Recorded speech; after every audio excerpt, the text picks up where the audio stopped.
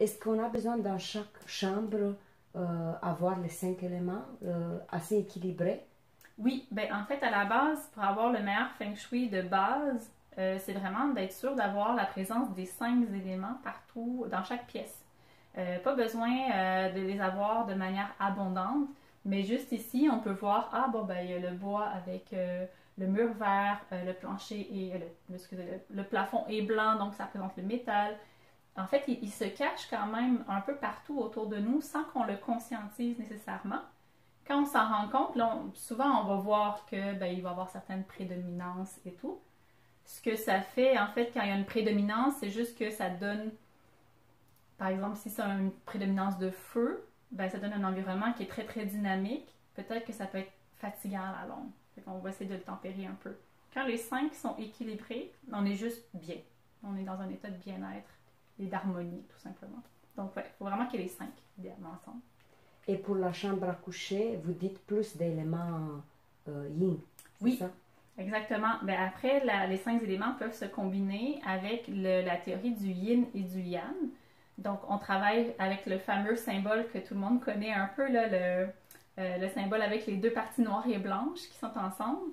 Donc, on veut toujours avoir un équilibre de force yin, qui est plutôt une force de repos, d'introspection, de calme, et la force yang, qui est d'action, qui est le dynamisme, la chaleur, la lumière.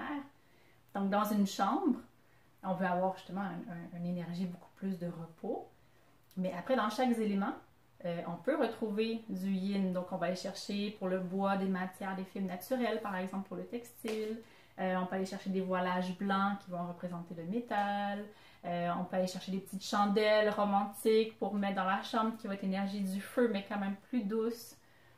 Donc, on peut justement jouer avec ces différents éléments-là et leur donner une énergie plus yin ou plus yang selon ce qu'on utilise. Donc, c'est comme un gros terrain de jeu, en fait. Merci beaucoup. Et si on a des questions, si vous avez des questions, on va vous répondre. Erika, ça lui fait plaisir de vous répondre. Oui, tout à fait. Vraiment, si vous voulez mettre des questions sous le vidéo ou des commentaires, encore là, ça va me faire plaisir d'y répondre. Si on veut te rejoindre, comment on peut... Oui, j'ai un site internet. Donc, en fait, le nom de ma compagnie s'appelle Bien Bien. C'est un nom, en fait, qui veut juste dire que je veux que les gens soient bien à travers leur bien matériel. Donc, vous pouvez aller au bien-bens.ca